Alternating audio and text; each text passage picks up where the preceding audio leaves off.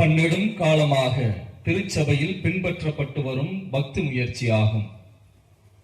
கிபி 12ஆம் நூற்றாண்டுகளில் ஐரோப்பிய நாடுகளில் இயேசுவின் பாடுகளின் மீது ஆழ்ந்த பக்தி பரவ ஆரம்பித்தது. 14ஆம் நூற்றாண்டில் பிரான்சிஸ்கன் சபை குருக்கள் இந்த பக்தி முயற்சியை பெரிதும் இந்த உலகத்திலே பரப்பினார்கள். 1731ஆம் ஆண்டில் திருத்தந்தை 12ஆம் கிளமெண்ட் அவர்கள் சிலுவை பாதை செய்ய வேண்டிய வழிமுறைகளை நிர்ணயம் செய்தார். தமிழகத்தில் தவக்காலத்தில் செய்யப்படும் பக்தி முயற்சிகளில் சிலுவை பாதை ஒரு சிறப்பான இடம் பெறுகிறது.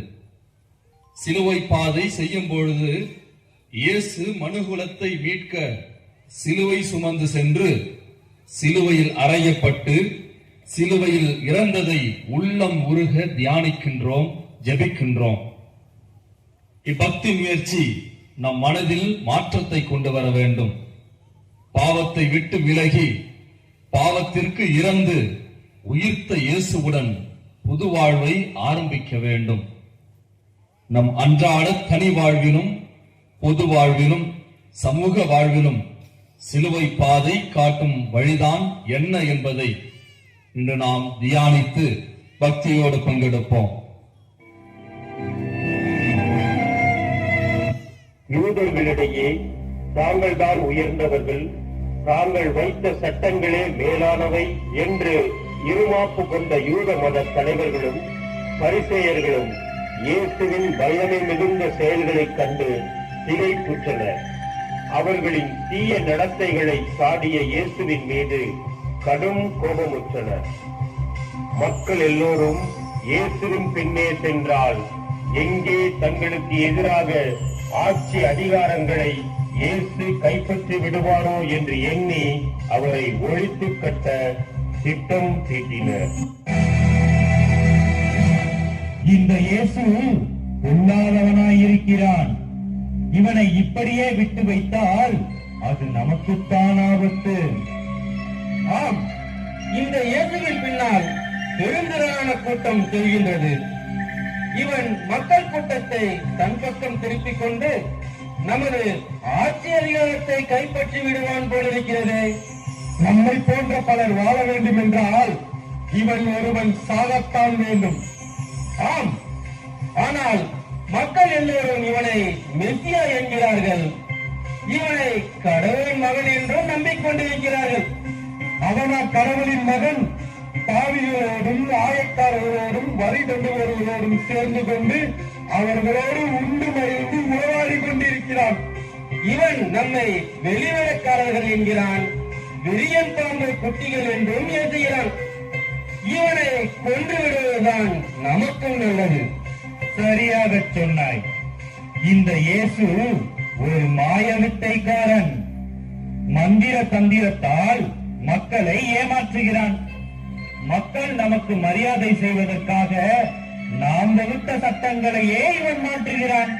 அது மட்டுமல்ல, நம் முன்னோரான மோயிசன் வகுத்த சட்டங்களையே இவன் மீறுகிறான். நம்மை வெள்ளையடிக்கப்பட்ட கல்லறைகள் என்கிறான். இவன் கதையை முடித்து நாம் இவனுக்கு கல்லறை கட்டிவிட வேண்டியதுதான். சரியாக சொன்னீர்கள் தலைமை குருவே. இந்த இயேசு எப்போது மக்கள் கூட்டத்தோடு அவனை சுட்டிக் கொண்டிருக்கிறான். இவனை எப்படி பிடிப்பது? தலைமை குருவே, முதலில் இயேசுவுக்கு எதிராக நாம் மக்கள் கூட்டத்தை திரட்டுவோம். நான் இயேசுவின் நண்பர்கள் கூட்டத்திலிருந்து ஒருவனை ஆசை காட்டி அழைத்து வருகிறேன். இயேசுவை இப்போதே பிடித்து விடலாம். சற்று பொறுங்கள். பாஸ்கா பண்டிகை நெருங்கி வர இருப்பதால் அவனை இப்போது பிடிக்க வேண்டாம். காரியம் கைகூடி வரும்போது கச்சிதமாக செயல்பட்டு இயேசுவை பிடித்து விடலாம். தலைமை குருவே, நீங்கள் சொல்வதும் சரிதான்.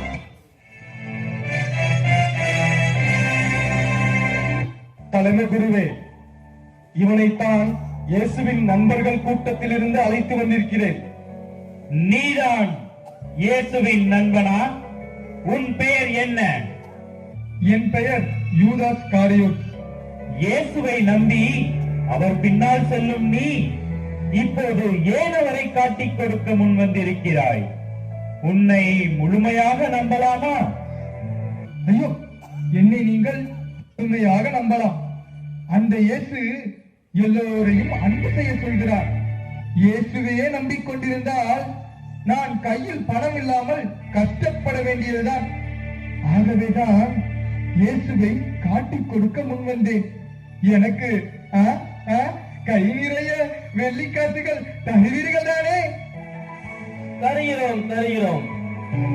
நீ எப்படி இயேசுவை அடையாளம் காட்டுவாய்? நான் யாரை முத்தமிடுகிறேனோ அவர்தான் இயேசு. பிடித்துக் கொள்ளுங்கள். நீ செய்ய போகும் வேலைக்காக இதோ 30 வெள்ளிக்காசுகள். 30 வெள்ளிக்காசு, 30 வெள்ளிக்காசு, 30 வெள்ளிக்காசு.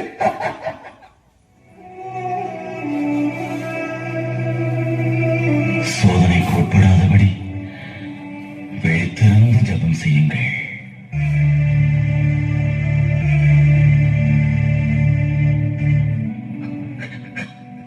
தந்தையே,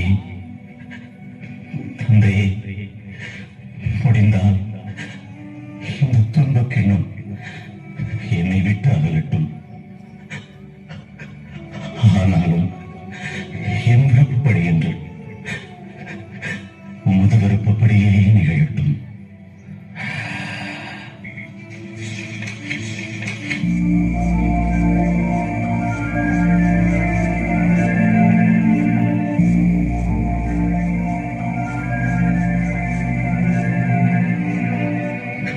தந்தையே, தந்தையே, முடிந்தால் இந்த துன்பக் கிண்ணம் என்னை விட்டு அகலட்டும். ஆனாலும் என் விருப்பப்படி என்று உமது விருப்பப்படியே நிகழட்டும்.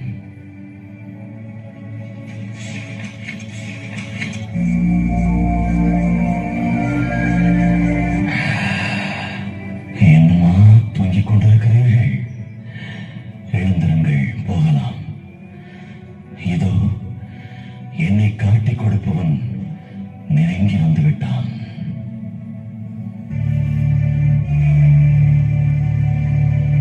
ரவி, நீ வாழ்க. யூதாஸ், முத்தமிட்டா என்னை காட்டிக் கொடுக்கிறாய். யாரை தேடி வந்தீர்கள்?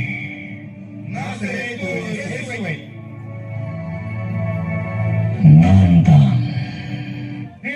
அவனை கட்டி இழுத்து வாருங்கள். விடுவதற்குள் இவனை கைப்பாசிடம் அழைத்துச் சென்று விட்டு லாத்துவிடம் கொண்டு போக வேண்டும். இழுத்து வாருங்கள் அவனை.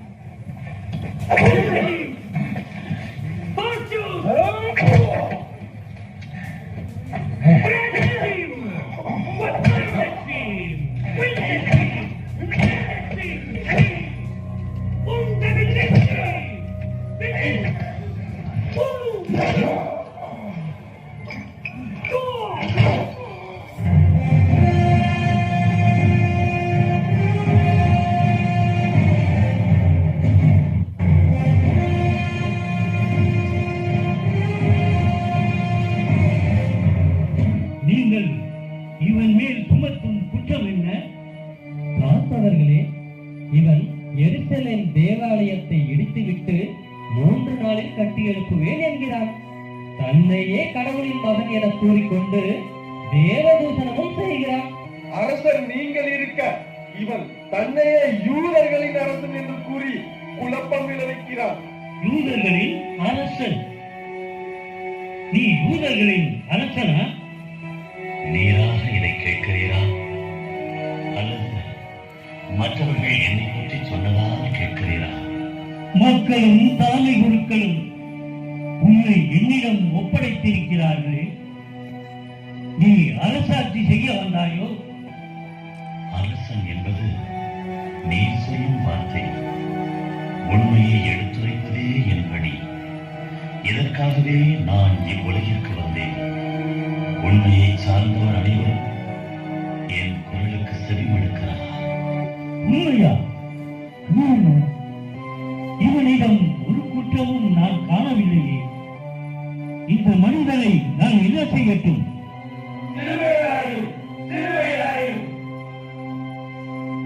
இயேசுவை உங்கள் விருப்பப்படியே சிலுவையில் அறைந்து கொள்ளுங்கள்.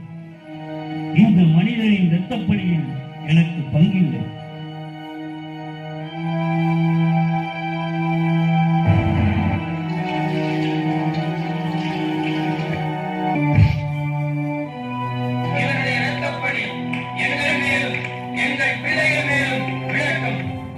முதலாம் ஸ்தலம். இயேசு சிலுவை சாவுக்கு தீர்ப்பிடப்படுகிறார். திவ்ய இயேசுவே, உம்மை ஆராதித்து வணங்கி உமக்கு நன்றி அறிந்த ஸ்தோத்திரம் பண்ணுகிறோம். அதேனென்றால் உமது பாரமான சிலுவையை கொண்டு உலகத்தை மீட்டு ரட்சித்தீர். நீதிமன்ற தீர்ப்பு. இது வலியோருக்கு வசதியாக வளைகிற தென்னங்கீற்று. சிபாரிசுக்கு ஆளில்லாததான் இயேசுவுக்கு இந்த சிலுவை தீர்ப்பு. மேல்முறையீட்டு கதவுகளே அமைக்கப்படாத கருப்பு தீர்ப்பு. நடைமுறையில் வறியவரின் வழக்கு என்றால் நீதிமன்ற வாதத்திற்கு கூட முடக்குவாதம் வந்துவிடுகிறது. பொய் சாட்சி சொல்ல வாடகை மனிதர்கள் வரிசையில் நிற்கிறார்கள். நீதியின் கண்களை கட்டிக்கொண்டு விறகில் வெண்ணெய் தேடுகிற கண் துடைப்பு விசாரணைகள். விசாரணைகளுக்கு பிறகு தீர்ப்பு எழுதுவது உலகில் வழக்கு. ஆனால் இயேசுவின் வழக்கில் மட்டுமே தீர்ப்பு எழுதப்பட்ட பிறகே விசாரணைகள் கண்பிடிக்கின்றன. அரசியல்வாதியின் தீர்ப்பு லட்சியவாதியின் முன் முனைமுறிந்து போகும். ஜெபம். என்னை மீட்க விண்ணகமிருந்து மன்னகம் இறங்கி வந்தவரே, நீர் உண்மையை சொன்னதால், உள்ளதை சொன்னதால், நல்லதை செய்ததால், நல்லவராக வாழ்ந்ததால், எளியவர்களை அணைத்துக் கொண்டதால், தீயவர்களை அதட்டி வந்ததால் அநியாயமாக தீர்ப்பிடப்பட்டீர். தீமைக்கு துணை போகாமல் அதற்கு எதிராக நாங்கள் தொடர்ந்து போராடவும், நல்லவர்களாக வாழவும், நல்லவர்களுக்கு துணை நிற்கவும் எங்களுக்கு தேவையான துணிவையும் ஆற்றலையும் தருவீராக. ஆமென். எங்கள் பேரில் தயவாயிரும் சுவாமி, எங்கள் பேரில் தயவாயிரும். மரித்த விசுவாசிகளின் ஆன்மாக்கள் சர்வேஸ்வரனுடைய இரக்கத்தினால் சமாதானத்தில் இளைப்பாறக் கடவது. ஆமென்.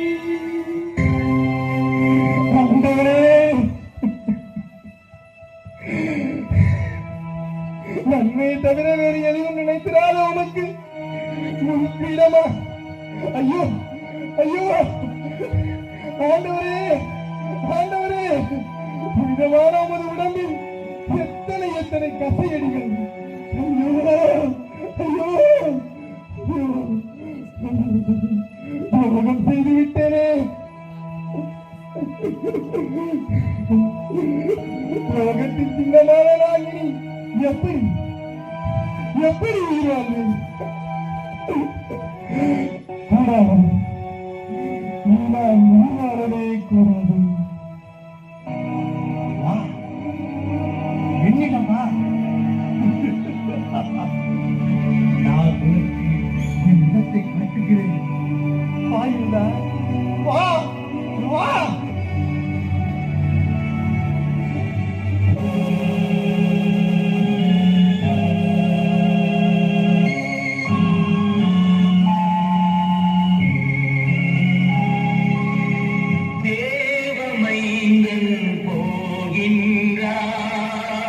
தேவதூதன் போகின்றார். ஜீவநாடகம் முடிந்ததென்று தேவமைந்தன் போகின்றார். தேவமைந்தன் போகின்றார். தேவதூதன் போகின்றார். தேவ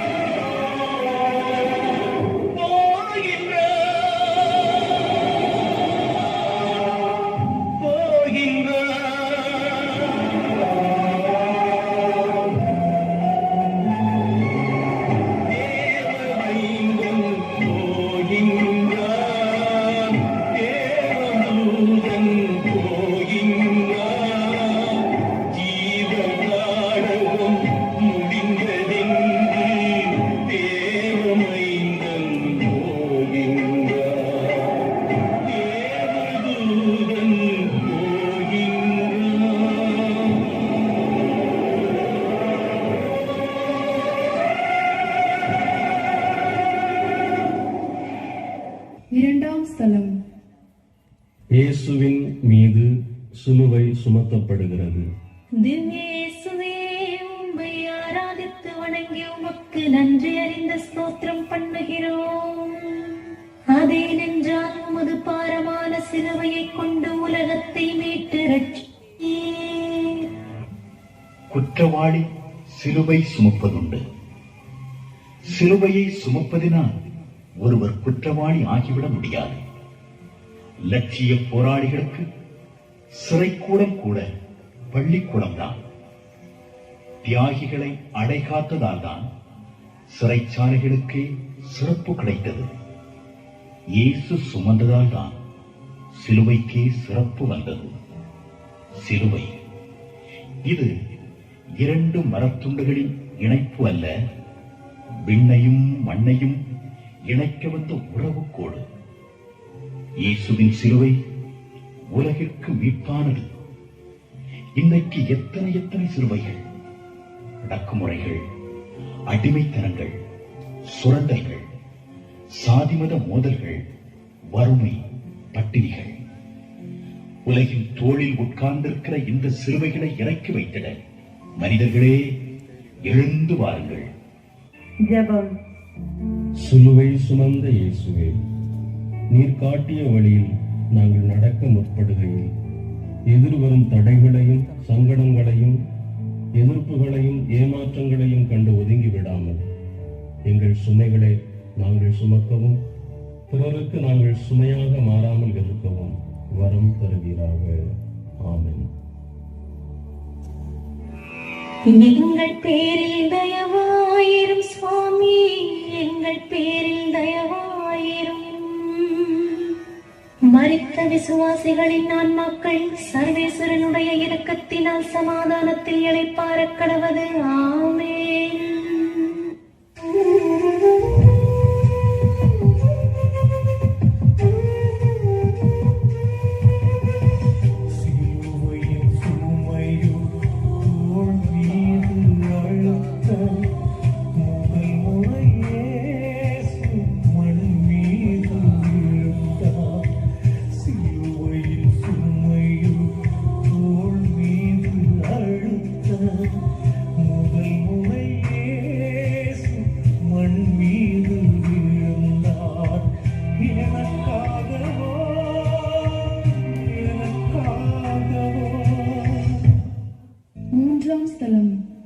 இயேசு முதல் முறையாக கீழே விழுகிறார். திவ்ய இயேசுவே, உம்மை ஆராதித்து வணங்கி உமக்கு நன்றி அறிந்த ஸ்தோத்திரம் பண்ணுகிறோம்.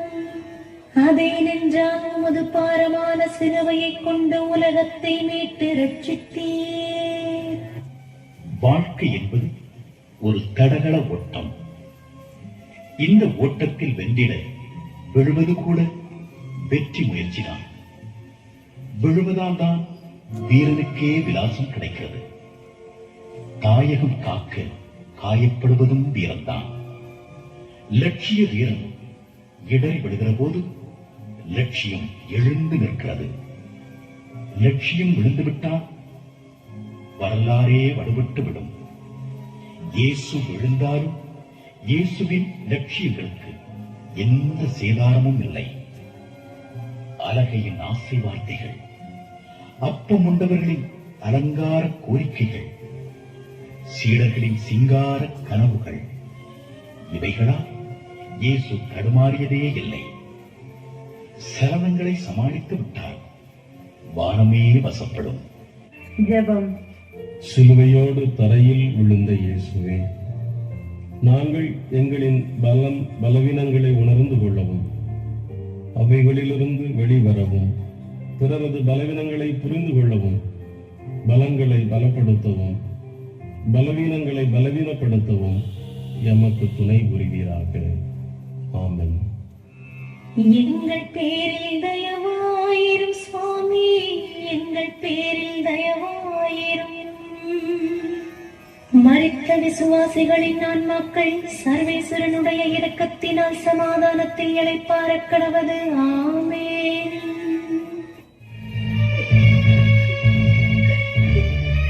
ஐயோ, என்ன கொடுமை மகனே! கொடூரமாய் கசையடிகள் பட்டு முள்முடியால் உன் முகம் கலையிழக்க அழுகிய உன் மேனி முழுவதும் ரத்தம் வழிகிறது. இதற்காகவா நான் உன்னை பாலூட்டி சீராட்டி வளர்த்து?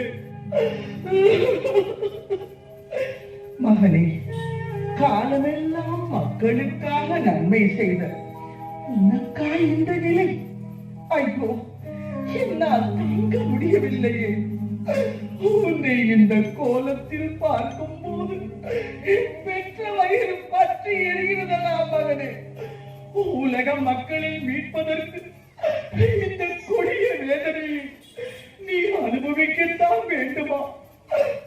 இந்த கொடுமையான சாவிற்கு நீ பலியாக வேண்டுமா?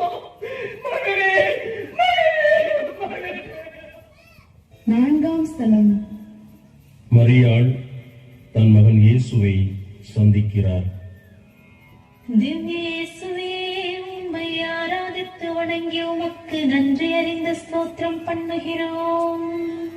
அதேனென்றால் உமது பாரமான சிலுவையை கொண்டு உலகத்தை மீட்டு ரட்சித்தீர். வாழ்க்கைக்கு அர்த்தம் சொல்லுகிற அகராதி அம்மா. அம்மாவின் ஆசி மட்டும் ஒருவருக்கு கிடைத்துவிட்டால் உலக உருண்டையே அவர் உள்ளங்கைகளில் உருளுகிற கூறிக்கொண்டுதான். அன்னை மாற்றுக்குறையாத தங்கம். அவளுக்கு மாற்றாக உலகில் ஏதும் இல்லை. அவள் ஊட்டுகிற பாலில் வீரம் கரைந்திருக்கும், தியாகம் நிறைந்திருக்கும், பாசம் உறைந்திருக்கும். அன்னை மரியா இயேசுவிற்கு கிடைத்த அற்புத புதையல். தம் திட்டத்தை செயல்படுத்த இறைவனே தேடியெடுத்த மாணிக்கப்பட்டகமல்லவா? தன் உள்ளத்தை வாழ் ஊடுருவினாலும் உலகத்தை விடுதலை ஊடுருவ வேண்டும் என்ற கனவு வரிகளை வெளிகளில் எழுதி கல்வாரிக்கு மகனை அனுப்பி வைக்கிறார். இனி எல்லா தலைமுறையும் இவரை பேருடையாள் என்றுதானே போற்றும். ஜெபம். அன்பு தாயே, தாய்மைக்கே தாயானவள், தூய்மையான அன்பே தாய்மையின் மேன்மை என்பதை வெளிப்படுத்தியவள். இறைவனின் விருப்பத்தை அறிந்து அதற்கேற்ற முறையில் என் பிள்ளைகளை வளர்த்தெடுக்கவும், பிள்ளைகளின் அனைத்து தருணங்களிலும் குறிப்பாக அவர்களின் துயரமான நேரங்களில் உடனிருந்து உறுதுணை புரிந்து அவர்கள் தங்கள் வாழ்க்கை பயணத்தில் தடம் மாறாமல் தடம் பதிக்க அவர்களை உருவாக்கும் இறை கருவிகளாக எங்களை பயன்படுத்த உம் மகனிடத்தில் பரிந்துரைப்பீராக. ஆமென். எங்கள் பேரில் தயவாயிரும் சுவாமி, எங்கள் பேரில் தயவாயிரும். மரித்த விசுவாசிகளின் ஆன்மாக்கள் சர்வேஸ்வரனுடைய இரக்கத்தினால் சமாதானத்தில் இளைப்பாறக் கடவது. ஆமென்.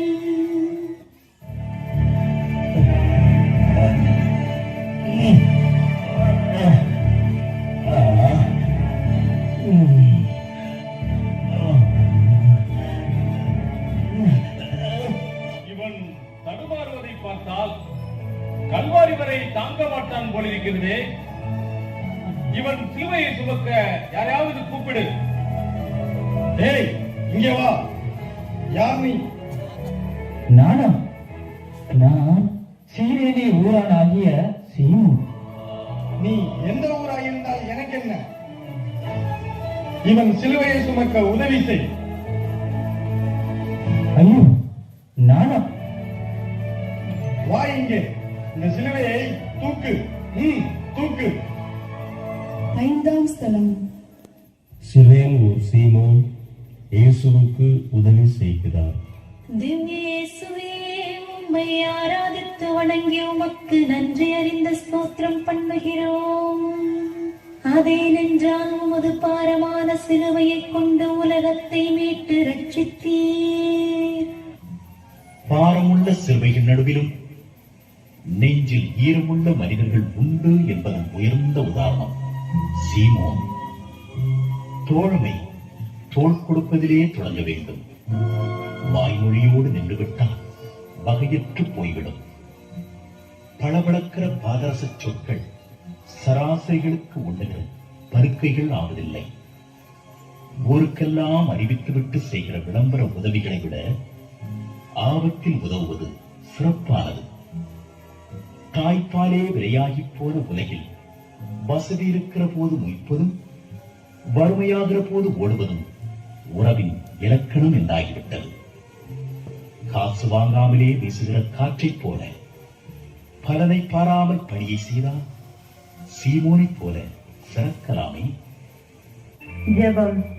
சிலுவை பயணத்தில் சீமோனின் உதவியை ஏற்றுக்கொண்ட இயேசுவே, நாங்கள் தனி மனிதர்கள் அல்ல என்பதை உணரவும், ஏழை எளிய மக்களுக்கு எங்களால் ஆன உதவிகளை செய்யவும், அனைவருக்கும் அன்பையும் ஆதரவையும் காட்டும் உன் அன்பு சீடர்களாக எங்களை வாழச் செய்வீராக. ஆமென். எங்கள் பேரில் தயவாயிரும் சுவாமி, எங்கள் பேரில் தயவாயிரும். மரித்த விசுவாசிகளின் ஆன்மாக்கள் சர்வேஸ்வரனுடைய இரக்கத்தினால் சமாதானத்தில் இளைப்பாறக் கடவது. ஆமென்.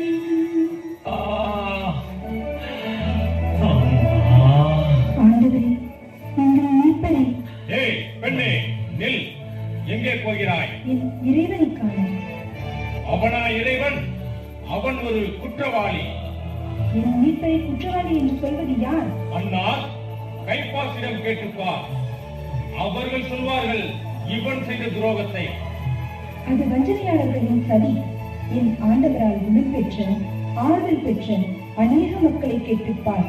அவர்கள் சொல்வார்கள் இவர்தான் மீட்பர் என்று. பெண்ணே, அதிகம் பேசாதே, விலகினில். பெண், உண்மையை பேசினால் அதிகம் பேசாதே என்று அழுகிறாய். விடு, என்னை தடுக்காதே. ஆண்டவரே, எங்கள் மீட்பரின் மலர் போன்ற உன் அழகிய முகம் இன்று இரத்த வெள்ளத்தில் சீர்குலைந்து விட்டதே. உன் திருமுகத்தை துடைப்பதற்கு கூட எத்தனை தடைகள். ஆண்டவரே, உமக்காய் உதவிய 6ஆம் ஸ்தலம்.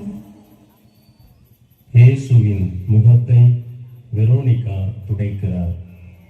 திவ்ய இயேசுவே, உம்மை ஆராதித்து வணங்கி உமக்கு நன்றி அறிந்த ஸ்தோத்திரம் பண்ணுகிறோம். அதை நின்றால் உமது பாரமான சிலுவையை கொண்டு உலகத்தை மீட்டு ரட்சித்தீர். தூசு படிந்த கண்ணாடி போல் இயேசுவின் முகம். உலக அழுக்குகளின் அடையாளமாய் இயேசுவின் முகத்தில் இரத்தமும் வியர்வையும் இடம் பிடித்துக் கொள்கின்றன. முகத்தை மூடிக்கொள்கிற பிற்போக்கு சமுதாயத்தில் முகில் விடுத்து விழிக்கிளம்பும் முற்போக்கு முழுமதியாய் இயேசுவின் முகத்தை துடைக்கும் பெண்ணிரவு வெரோனிகா. மண்ணுக்கு தருகிற மரியாதை கூட பெண்ணுக்கு தருவதில்லை. இறைவன் வீட்டிய சங்கீதத்தில் தாளம் தப்பிய ராகங்களா இந்த பெண்கள்? பெண், இவள் தெய்வீகத்தை மானுடத்தில் மொழிபெயர்க்கிறவள். இவள் பூமிக்குள் புதைந்து கிடக்கிற எரிமலை. குழம்புகள் எழுந்தால் பிரபஞ்சம் தாங்காது. வெரோனிகா வரப்புகளை உடைத்த வரலாற்று நதி. கரைகளை பற்றி கவலைப்படாமல் ஆய்ச்சில் சுவடுகளை பயணப்பாதை ஆக்கிக் கொண்டவர். பெண்களுக்கு வேலி போட நினைக்கும் போலிகளே, காற்றுக்கு கைவிலங்கு போட முடியாது. எமக்காக சிலுவை சுமந்த இயேசுவே, வெரோனிகாவின் அன்பையும் துணிவையும் பாராட்டி அதற்கு நன்றியாக உமது திருமுகத்தை சிறு துணியில் பதித்து கொடுத்தவரை, வெரோனிகாவை போல உம்மீது நாங்கள் கொண்டுள்ள அன்பை பிறரன்பு பணிகளின் மூலம் வெளிப்படுத்தவும், உறவே பகைத்தாலும் ஊரே எதிர்த்தாலும் பயமின்றி நன்மை செய்யவும், உண்மையை சொல்லவும் ஆற்றல் தருவீராக. ஆமென். எங்கள் பேரில் தயவாயிரும் சுவாமி, எங்கள் பேரில் தயவாயிரும். மரித்த விசுவாசிகளின் ஆன்மாக்கள் சர்வேஸ்வரனுடைய இரக்கத்தினால் சமாதானத்தில் இளைப்பாறக் கடவது. ஆமென்.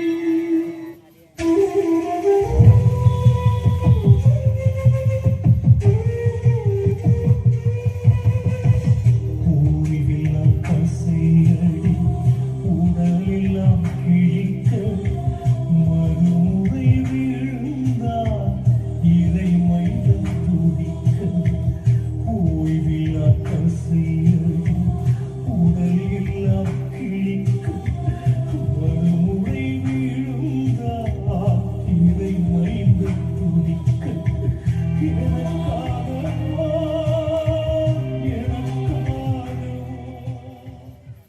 ஏழாம் ஸ்தலம். இயேசு இரண்டாம் முறை கீழே விழுகிறார். திவ்ய இயேசுவே, உம்மை ஆராதித்து வணங்கி உமக்கு நன்றி அறிந்த ஸ்தோத்திரம் பண்ணுகிறோம். அதேனென்றால் உமது பாரமான சிலுவையை கொண்டு உலகத்தை மீட்டு ரட்சித்தீர். காயமும் களைப்பும் இயேசுவை கீழே தள்ளிவிட்டன. சமூக மாற்றம் தேடுவோர் தடுமாற்றம் கொள்வது இயல்பானது. காரணம், சோதனைகளில் இருந்துதான் சாதனையாளன் எழுகிறான். வருத்தங்கள் என்பவை வாழ்வில் திருத்தங்களை ஏற்படுத்த இறைவன் தருகிற வாய்ப்புகள். வீழ்ச்சிக்கு கணக்கு பார்க்கிறவன் எழுச்சியை எண்ணி பார்க்க இயலாது. இரண்டாம் முறை விழுந்துவிட்டோம் என்று இயேசுவுக்கு எண்ணம் எழவில்லை. எழுவதை பற்றியே அவருக்கு எண்ணம். தோல்விகள் தொடரும் போதும் வாழ்வு சோகத்தில் முடிகிறது. நெருக்கடிகள் நேரக்கூடாதென்று மனம் மன்றாட்டு வாசிக்கிறது. நெருக்கடிகள் மனிதரை நெறிப்படுத்துபவை. காட்டாற்று வெள்ளத்தில் காயப்படுகிற கூழாங்கல் சீவப்பட்ட சிங்கார கல்லாய் மேசையில் அமர்வதை நீ பார்த்ததில்லையா? ஜெபம். உடல் வல்விழந்து தரையில் விழுந்த இயேசுவே, எம்மை விழத்தாட்டும் காரணிகளை கண்டுணரவும், எமது பலவீனங்களை அறிந்து புரிந்து அதற்கு பலியாகாமல் எம்மை பாதுகாத்துக் கொள்ளவும், எம்மை எமது பலவீனங்களோடு நேசிப்பது போல பிறரையும் அவர்களது பலம் மற்றும் பலவீனங்களோடு ஏற்றுக்கொள்ளும் மனப்பக்குவத்தையும் எமக்கு தருவீராக. ஆமென். எங்கள் பேரில் தயவாயிரும் சுவாமி, எங்கள் பேரில் தயவாயிரும். மரித்த விசுவாசிகளின் ஆன்மாக்கள் சர்வேஸ்வரனுடைய இரக்கத்தினால் சமாதானத்தில் இளைப்பாறக் கடவது. ஆமென்.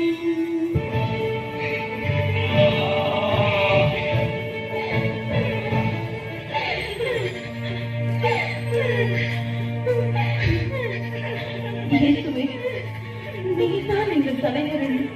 இந்த எருசலேமின் நகரையும் ஓசானா பாடி உம்மை வெற்றி வீரராய் அழைத்து வந்தோமே. இன்று நீப்படும் இந்த கொடிய வேதனையை பார்த்து என் நெஞ்சம் வெடிக்கிறது. ஆண்டவரே, எங்கள் மீட்பரே, கொடூரமான காயங்களால் உன் உடல் முழுவதும் ரத்தம் கொட்டுகிறதே. ஐயோ, உண்மை இந்த பாரமான சிலுவையில் அறைந்தல்லவா கொல்ல போகிறார்கள்.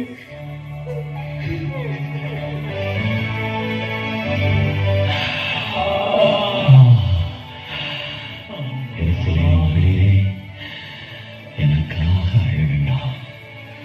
உங்களுக்காகவும் உங்கள் பிள்ளைகளுக்காகவும் அழுங்கள். இதோ கொடிய காலங்கள் வரப்போகின்றன. பச்சை மரத்திற்கே இவ்வாறு செய்கிறார்கள் என்றால் வட்ட மரத்திற்கு என்னதான் செய்ய மாட்டார்கள். எட்டாம் ஸ்தலம். எருசலேம் மகளிர் இயேசுவுக்காக கண்ணீர் வடிக்கிறார்கள். திவ்ய இயேசுவே, உம்மை ஆராதித்து வணங்கி உமக்கு நன்றி அறிந்த ஸ்தோத்திரம் பண்ணுகிறோம். அதேனென்றால் உமது பாரமான சிலுவையை கொண்டு உலகத்தை மீட்டு ரட்சித்தீர். ஆறுதல். இது வார்த்தைக்கு வசப்படாத இதயத்தின் உணர்தல். எருசலேம் நகரத்து பெண்களின் உள்ளத்தில் உதயமாகி வெளிவெள்ளத்தில் நீச்சலடிக்கிற கருணையின் மொழியை காயப்பட்ட இயேசு கனிவோடு வாசிக்கிறார். அழுகைக்கு ஆறுதல் கூறுவதுண்டு. ஆனால் இங்கு அழுகையே ஆறுதலாகின்றது. கரிசனை கொண்ட ஆறுதல் எந்த வடிவில் வந்தாலும் மனம் அதனை மோப்பம் பிடித்து விடுகிறது. ஆறுதல் துன்பத் தடுப்பு அல்ல, துயரக்கடலில் துணை நிற்கிற துடுப்பு. எருசலேம் பெண்களால் அழ மட்டுமே முடிந்தது. அழுகை ஆர்ப்பாட்டமாக புறப்பட்டால் பெண்மை பெருமை பெறும். பெண்ணே, நீ இனி கண்ணில் நீர் எழுதி பார்க்காதே. அடிமைத்தனம் நீச்சல் கற்றுக்கொள்ளும். நீ வெளிகளில் நெருப்படுத கற்றுக்கொள். ஜெபம். எருசலேம் மகளிருக்கு ஆறுதல் சொன்ன இயேசுவே, என்றும் எங்களுடைய வாழ்வையும் உயர்வையுமே எண்ணிக்கொண்டிருக்கும் எங்களுக்கு உமது செயல் புது பார்வையை தருகிறது. எக்காலத்திலும் எச்சூழலிலும் எவ்வகையிலும் நாங்கள் பிறரை பயன்படுத்தாமல் இருக்கவும், முடியுமானால் அவர்களுக்கு எங்களாலான உதவிகளை செய்யவும் எங்களுக்கு தெளிந்த பார்வையையும் சக்தியையும் தருவீராக. ஆமென். எங்கள் பேரில் தயவாயிரும் சுவாமி, எங்கள் பேரில் தயவாயிரும். மரித்த விசுவாசிகளின் ஆன்மாக்கள் சர்வேஸ்வரனுடைய இரக்கத்தினால் சமாதானத்தில் இளைப்பாறக் கடவது. ஆமென்.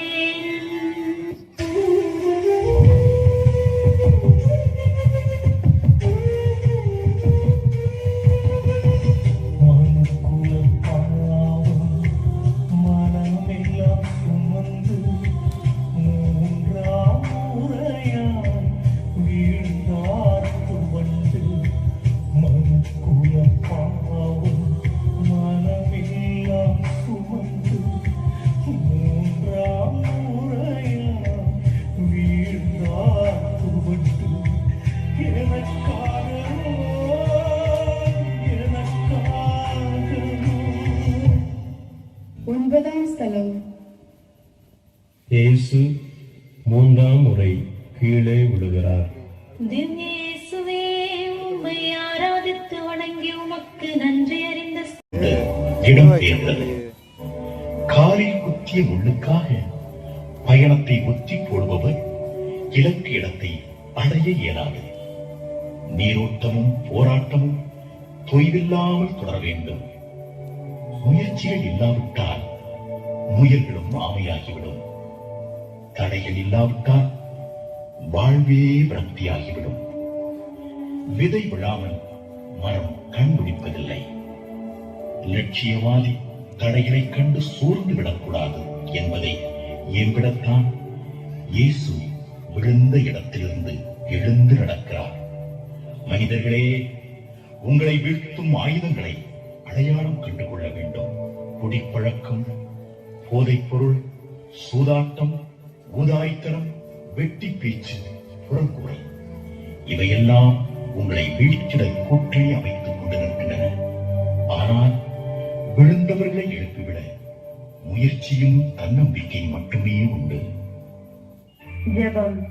மூன்றாம் முறையாக விழுந்து எழுந்த இயேசுவே, எங்களுக்கு வரும் சோதனைகளை கண்டுணரவும், எது நல்லது எது கெட்டது என்பதை தேர்ந்து தெளியவும், சோதனைகளில் விழாமல் விழிப்புடன் இருக்கவும் நீரே எங்களுக்கு துணை புரிவீராக.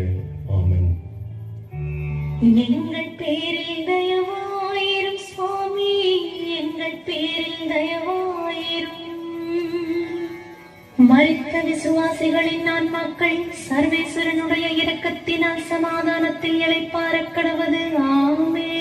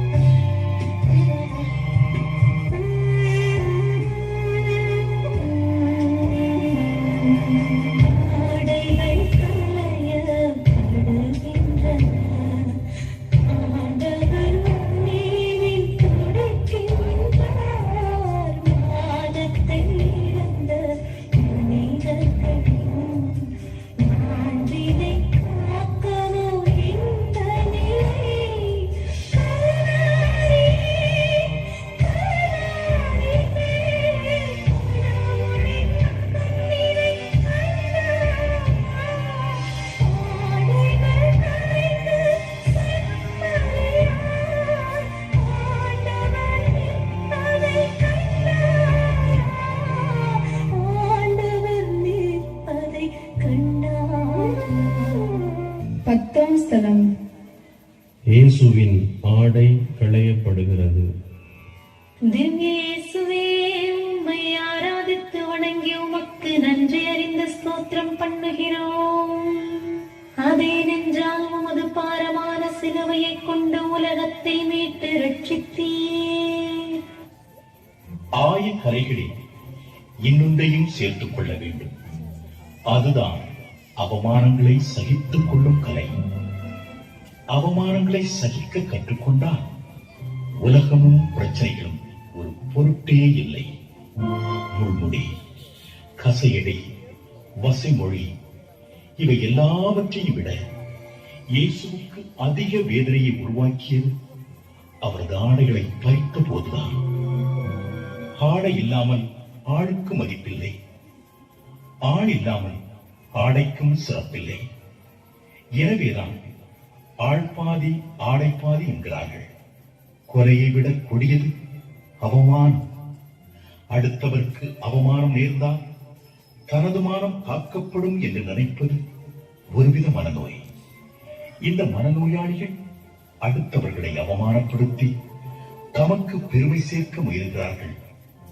இயேசுவின் ஆடையை அவிழ்த்து அவமானப்படுத்தியது அன்றைய அதிகார கூட்டம்.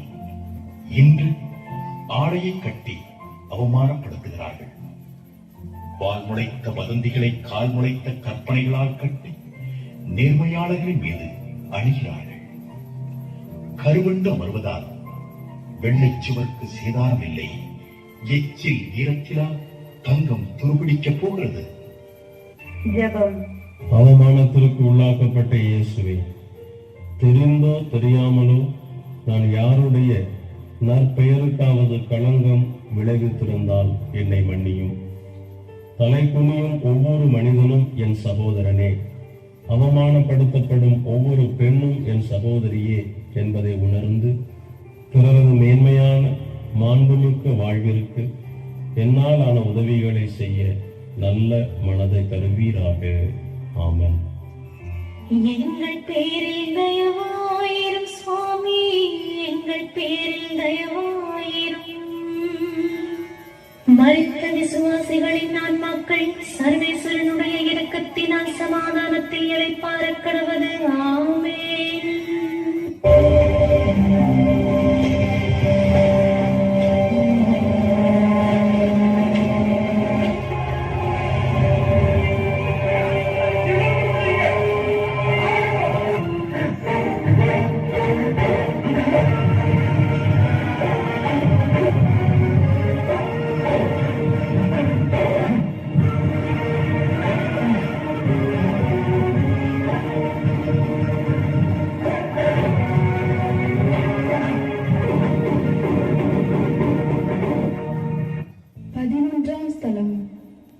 இயேசு சிலுவையில் அறையப்படுகிறார்.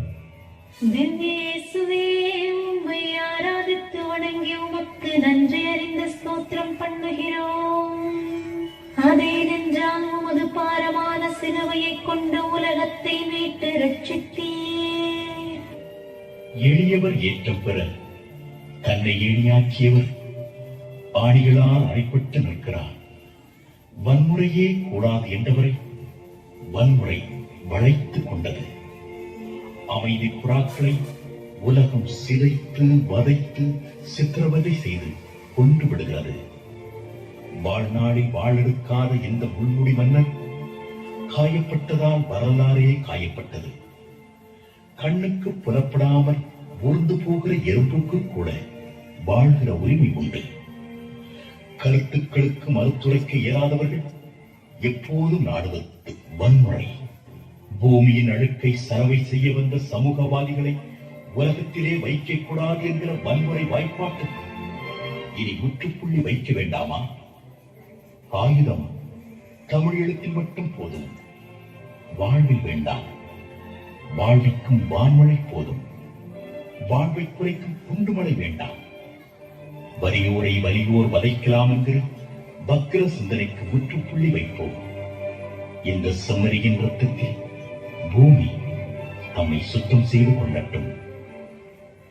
ஜெபம். சிலுவையில் அறையப்பட்ட இயேசுவே, இன்றும் நாங்கள் பலமுறை அறிந்தோ அறியாமலோ பிறரை சிலுவையில் அறைந்து கொண்டிருக்கிறோம். நாங்கள் பிறருக்கு எதிராக செய்யும் தவறுகள் உமக்கு எதிராகவே செய்கிறோம் என்பதை உணராமல் செய்கிறோம். எங்களது பார்வையை தெளிவுபடுத்தும். எத்தருணத்திலும் பிறரது முயற்சிக்கும் வளர்ச்சிக்கும் தடையாய் இல்லாது அவர்கள் வாழவும் வளரவும் எங்களாலான உதவிகளை செய்யவும் வரம் தருவீராக. ஆமென். எங்கள் பேரில் தயவாயிரும் சுவாமி, எங்கள் பேரில் தயவாயிரும். மரித்த விசுவாசிகளின் ஆன்மாக்கள் சர்வேஸ்வரனுடைய இரக்கத்தினால் சமாதானத்தில் இளைப்பாற கடவது. ஆமென்.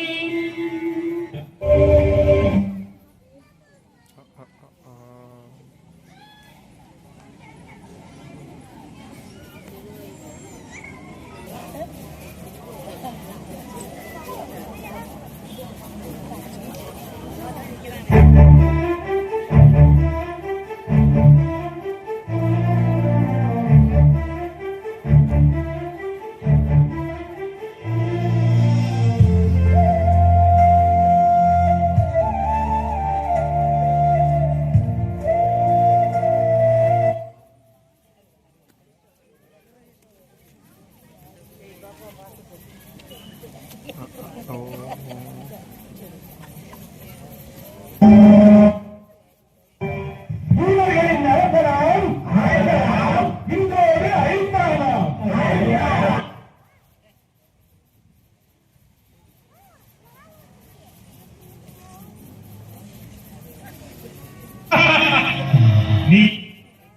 நீங்கள் எங்களை ஏற்றுக்கொள்ளவும் எங்களுக்கு எதிராக தவறு செய்பவர்களை மன்னிக்கவும் அதன் மூலம்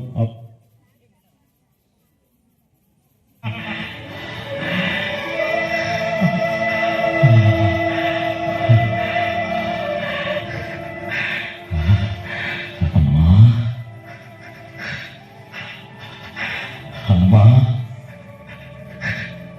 இதோ உன் மகன். அருளப்பா, அருளப்பா, இதோ உன் தாய். நான் தானமாக இருக்கிறேன். யார் எங்கே குளித்த காழியை கடற்காலில் தோய்த்து ஈசோப்பு தண்டில் பொறுப்பித்தார்?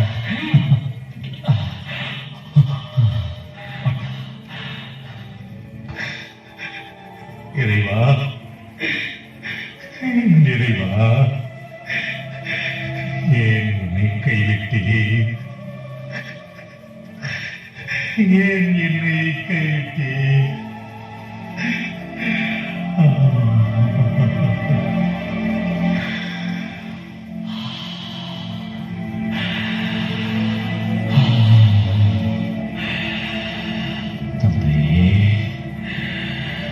தந்தையே, இதோ உன் கரங்களில் என் ஆவியை ஒப்படைக்கிறேன்.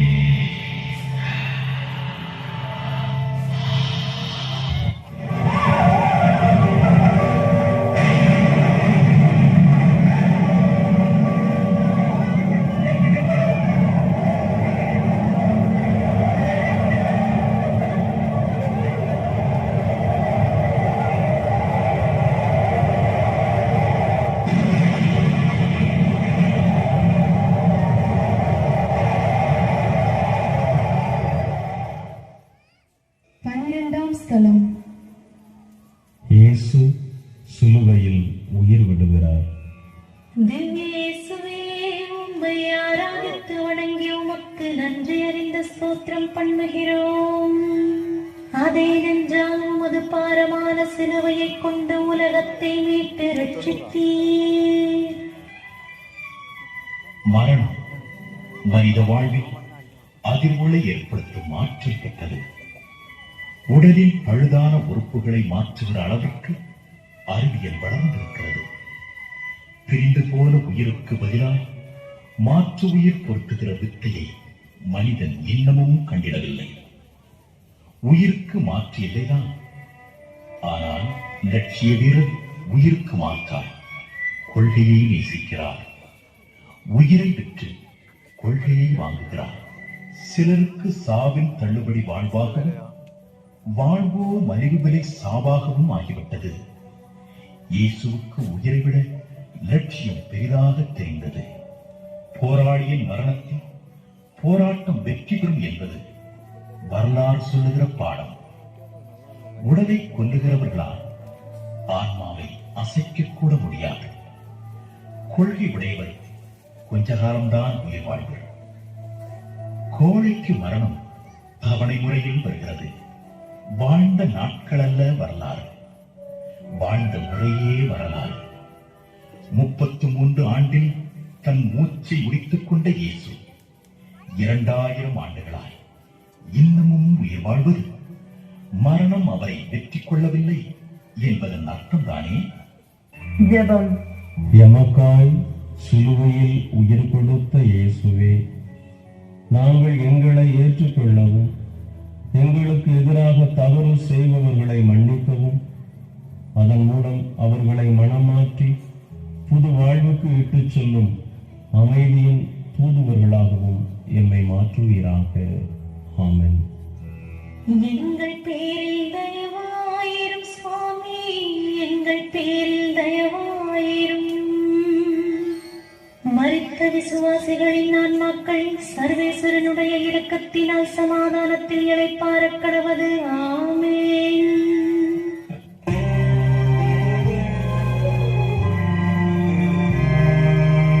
உலகுக்கு உயிர் தந்த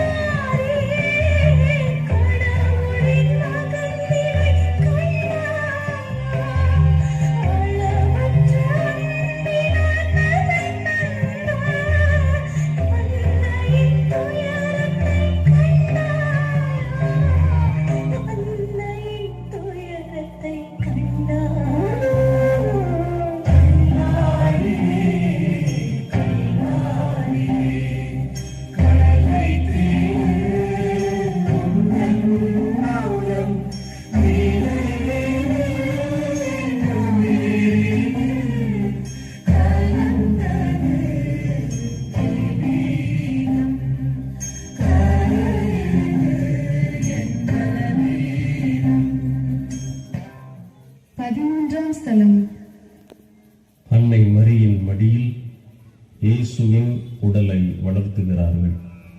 திவ்ய இயேசுவே, உம்மை ஆராதித்து வணங்கி உமக்கு நன்றி அறிந்த ஸ்தோத்திரம் பண்ணுகிறோம். அதே நெஞ்சால் உமது பாரமான சிலுவையை கொண்டு உலகத்தை மீட்டு ரட்சித்தீர். செல்ல மகராசாவே, சுமந்த தெய்வமே, உடையுதே என் நெஞ்சமே, ஒரு குழந்த உன்னை பார்க்கிறே, தேவதூதன் அன்று வந்ததே, தேவ மகனே சுமப்பா என்று, நீ செத்து போய் நான் மடி தாங்கவா, செத்த கூட ஆகட்டுன்னு சொல்லியே கொடுத்தே உறுதிப்பாலும் கொடுத்தே, அன்பை கொடுத்தே, அனைத்தும் கடந்து அம்மா என்ற உறவை கொடுத்தேன். கண்ணாடின் மலர காணாத போதே, கலங்கிய என் குல தாயே,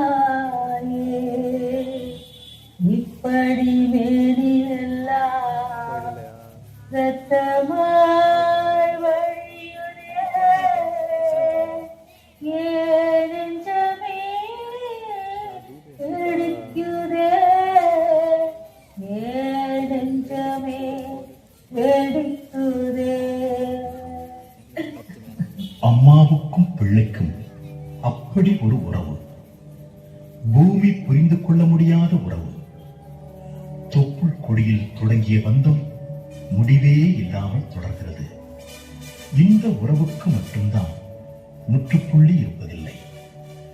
மரித்த நிலையிலும் இயேசுவை மடியில் கிடத்துவது அன்னை மரியாவுக்கு ஆனந்தமாயிருந்தது. உயிரை காத்திட கொள்கைகளை விட்டுக் கொடுக்கும் கோழை மகனை இவர் பெறவில்லையே. வானத்து மடியில் கிடக்கும் நிலவைப் போல இயேசு மரியாவின் மடியில் தலை சாய்த்திருக்கிறார்.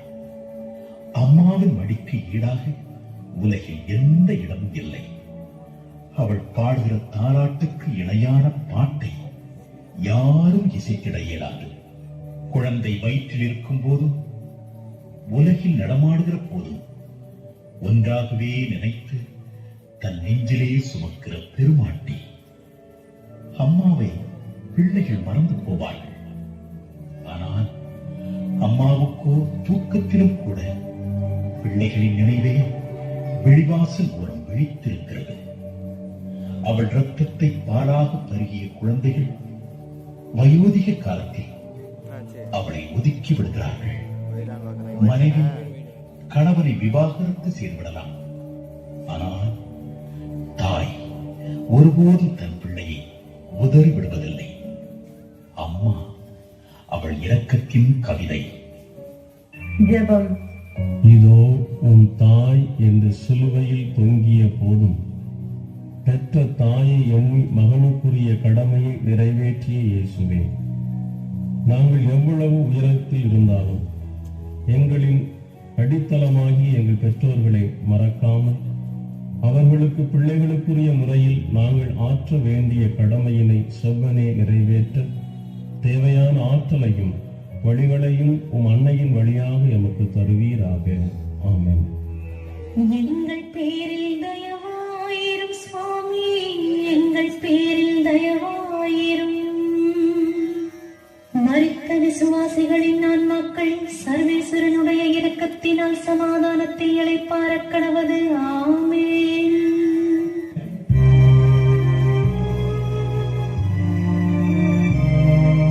வாழ்விலும் சாவிலும் இடம் இல்லை, வானமும் வையமும் படைத்தவர்க்கு வேதனை இதனிலும் உண்டாமோ?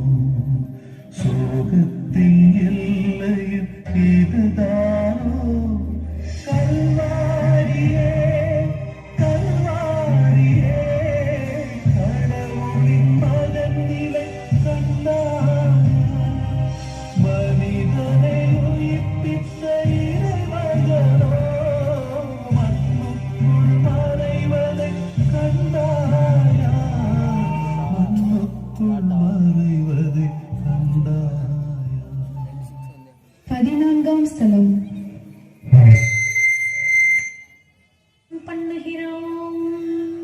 அதேனென்றால் உமது பாரமான சிலுவையை கொண்டு உலகத்தை மீட்டு ரட்சித்தீர்.